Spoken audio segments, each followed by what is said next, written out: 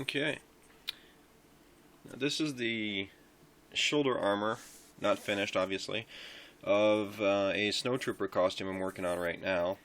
And this has been a bit of a quest for me because up until now I didn't really have any major reason to bring clay to a ultra smooth finish. So last couple days tried a few techniques and figured out what works.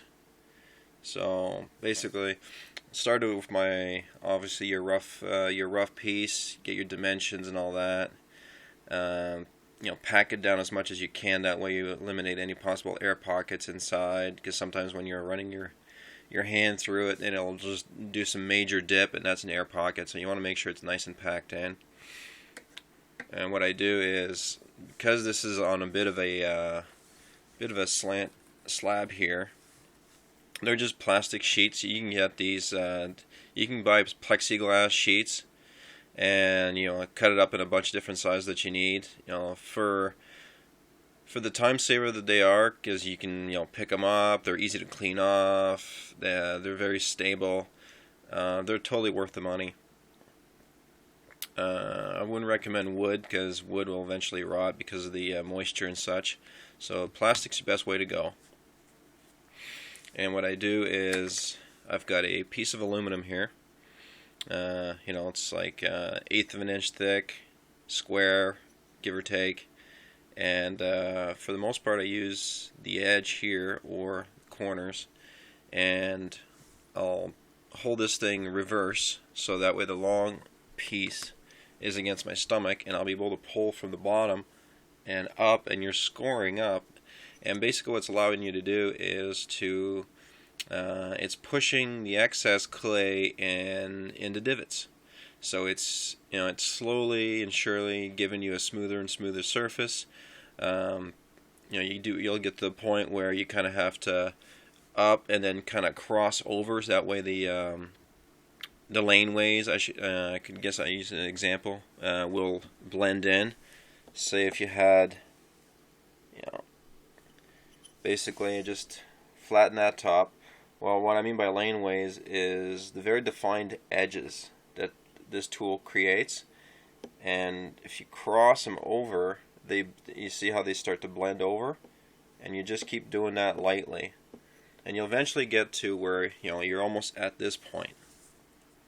Sorry about the lighting. I don't have a great camera on right now. This is camera phone. I'll try to keep my fingers out of the viewer. Okay, and when you've got to that point, I usually go with a face cloth, damp. Hot water, cold water, doesn't really matter. Hot water obviously will bring the clay to a softer working medium. So probably cold.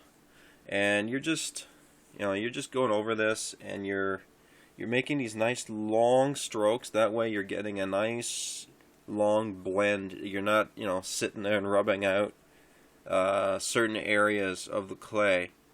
At first you can do that if there's spots that are really, really bad, but you want these nice long strokes all over the piece. That way you get a nice uniform look. And now this is like a terry cloth pattern. A chamois may work better because this does leave a little bit of a scoring on the top. And at first I thought that little makeup pads would be great to wet the surface and then just smear down. And for the most part, they take out most of the excess surface clay, and they take care of the scoring. But the problem is, there's a pack of them there. There's probably about 25 of them in there. They're about $3 a piece. And the problem is, right there, is it doesn't take long at all for them to start to deteriorate. So yeah, they're nice and spongy, they're soft, but you might want to keep a bag of these on the side for absolute finish work, like little corners, stuff like that, because these are very, very squishy. So for $3, not a bad investment. Absolute finish work. What I did is I had some standard open cell 1-inch foam. I just cut myself a piece here, and for all intent and purpose of smoothing the surface, these work 100 times better. They don't wear down nearly as quick. Like this one doesn't even show any wear at all. They clean up super easy. As it picks up clay, you'll see the sides kind of recede a bit because it's getting packed in with clay. And you run it underneath the tap and you squeeze it a few times and it's right back to this. So fantastic sculpting tool. Cheap. You know, you can go to a fabric store and see if they have any remnants. You don't need a full sheet. You just need strips, square strips, and you know, easy to use. And you're not applying a lot of pressure either. You're just going over the surface to get rid of whatever excess moist surface clay that the cloth is leaving behind. Now, the reason why I don't use this to get my surface smooth first is because, well, they are very squishy, and it would be very, very easy for like a finger to create a more of a deeper impression in the clay, whereas this with the cloth, you're pretty much using all 4 fingers when you're running it along, and it's a much larger surface, so it gives you that kind of security there that you need for doing a larger surface. And face cloths are dirt cheap. They clean up rather well.